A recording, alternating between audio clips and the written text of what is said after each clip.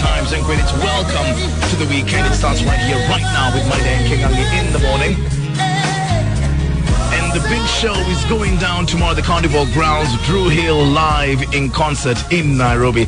As we wish PRC a happy 5th birthday. And I've got the entire gang here in studio. Teo. Yo, the hogger of the mic. Good morning. What's going on, bruh? Welcome to Nairobi. Cisco, what's up? Yes, sir. How you doing? I'm good. I'm real good. Welcome to Nairobi. Thanks for having us. Absolutely. Nokio, what's up, my brother? What's going on, man? I'm chilling. You know, what does Nokio stand for? Give me that. It stands for something. Acronym. It's an acronym. Yeah. Nasty, on key, in octave. In octave, okay. Yeah. All right, then you stands for something. Jazz, what's up, my brother? How you doing? Hey, man, you know me. I'm just laid back chilling. Oh, yes, you are. Listen, tomorrow is a big thing. A lot of Kenyans have waited for you guys. Are you ready for Nairobi? Always. Definitely. No, we ready to go, man. Let's start with the beginning with you guys. For sure. Where did it all begin? I know you hooked up with Daryl Simmons at some point, but where did it all begin for Dru Hill? Oh, man, way before that. Way before that, yeah. Like I guess the quick story is we all met in high school. Yeah. And we got a call to go to New York. Yeah. And it was kind of like, look, you guys, let's take this trip. I got a meeting set up, and if it don't work out, then, you know, I'm going to let y'all go. I'm going to let y'all out y'all contract, because we've been doing it for a couple years. Yeah. We got to New York. We went to the Hit Factory. You know, it's not there anymore. Iconic studio in New York City. Yeah. So they played Tell Me for us. Yeah. And they said, okay, cool, if you can sing the hook back in like 15 minutes or whatever. Yeah, they asked us, we just did it. They said if you leave out. No, they stopped the track and we just started singing it. We jacked the words up, but Right, because they wanted to give us a chance. They left out that Right. Okay. So you didn't tell me. So they Can you stop winding Nokio out? So they left out, and they said if y'all could sing the song back in 15 minutes, y'all have a song in radio in 30 days. We like, yeah, whatever. So they came back in and we sang it, and then it was like, you know, they opened up the door and it was like, you know, in the movie it's like, oh, and we walked into the big room in Hit Factory, and the rest is history. We was in New York for like 3-4 days with the same clothes on, calling everybody we need, like, oh, we got a record deal. Yeah. That was a funky good time. You enjoyed yourself then, Cisco? Say what? Oh, you enjoyed yourself? Oh, no, I mean, you know, that particular episode. Well, when we recorded the album, I mean that song, you know, it was like a really surreal experience, because it wasn't our first time to New York, but you know, we was kind of had just about to kind of give up on the dream of making it as you know, as pop stars, R&B stars, or what have you, and you know, we got that opportunity to sing that song. Man, we you know, drove back to Baltimore, which is you know, Baltimore, Maryland, is where we're from, and we drove back there, and like 2 days later, the song was playing on the radio. How did it feel hearing that song on the radio for the first time? Oh, dude, I was like driving my mom's car. We had just graduated high school, so, you know, man, I didn't blink the whole time the song was on. Okay, you guys came up in an era, Jazz, if you may answer this, where there were a lot of R&B groups, where a lot of R&B soloists were really rocking the scene. Mm-hmm. The competition was high, huh? Mm-hmm. What was it like for you?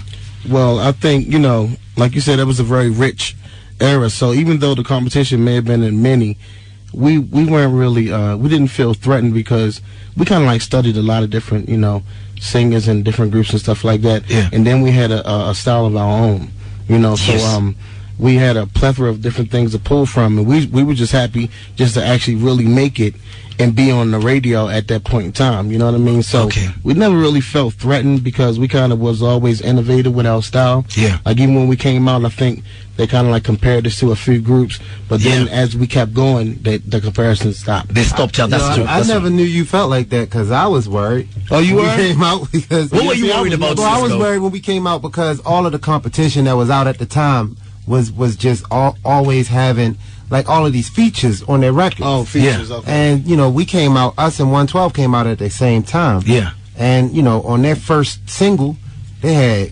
Biggie Smalls. Yeah. Oh yeah, true. Mace. Yeah.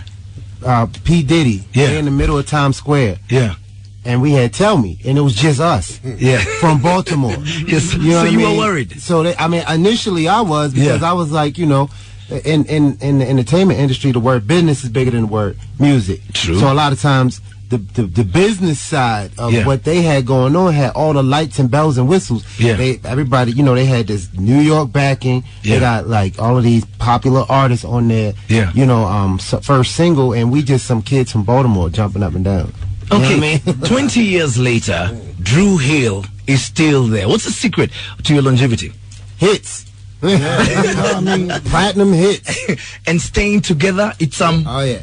I mean, the fans actually. I mean, more than anything, because like life happens. Over this last 20 years, we done had kids and all kinds of other stuff, and it changes. Yeah. It's like what you did in the beginning, you don't do it for the same reasons. Yeah. Now. Yeah. So why are you still doing it, No Q? Man, I don't ask myself that. No, I'm just joking. I mean, for real, man. It's the fans, man. Well, it's the love of music. Like before anything else, like doing something that you would do for free, because you love it, and then just being able to go out and just no matter where we go, like over the last 8 years, especially since we've been back on the road. Yeah. No matter where we go, it's like day one, and it's just been growing because it was like initially it was just like our core fans, and then as the younger generation is discovering R&B more, you got people from like 17, 18 on up. Like my aunt used to play you. Or, yes, exactly. blah, blah, blah. Yeah. So though the fans, the fact that they received us, and started understanding us and getting into us, and then having parts of our music be a part of their lives, it's just like you gotta touch the people, like feeling, like we always used to say, feelings never go out of style, emotions never go out of style. I like that. Feelings never go out of style. Teo, what can we expect tomorrow? The unexpected. That's what you told me on the phone. Well, we meant it when we said it. We don't even know half of the time. We just go out there off the feeling, We be on stage like, yo, what record next? Right. Okay, so Teo, welcome to Africa. How long are you going to be around? I mean, how long you want me around. I stay for as long as you guys want me to stay. We feel so blessed because just last weekend we had Freddie Jackson here on stage in Nairobi, and he absolutely killed it. And we know you're gonna kill it tomorrow. Absolutely. What would you say to everyone listening right now? If you don't have a ticket, go get it. Come out and celebrate the 5th anniversary of PRC with Dru Hill here in Nairobi, Kenya. Because that's what we do. We set stages on fire, but we're not really going to set nothing on fire. And also, we do have our classic music that we're going to be doing, as well as some new music. As a matter of fact, we bought a record with us that we had recorded for our last album called Back to the Future. And we wanted to see if you could play it. So I most certainly will. So everybody out there can see, Absolutely. We still got it. Cisco, I'm sure you still got it. So, Jazz, are you ready for tomorrow? I like the way he's so chilled out. Jazz is the most chilled out superstar I know. Really. That's my style. That's how I do it. Okay. All right, listen, guys. Anything else you want to say to fans? We love you! And we will see you tomorrow! We want some KFC. Chicken! Hold up, can we do this? Yeah? When I lay you down, I can hear your body scream. Kiss you till your knees get weak all night. Woo! Oh! And I had the honor of listening to that live in studio. Guys, we'll see you tomorrow at the Carnival Grounds. Thank you for the Welcome time, to Nairobi.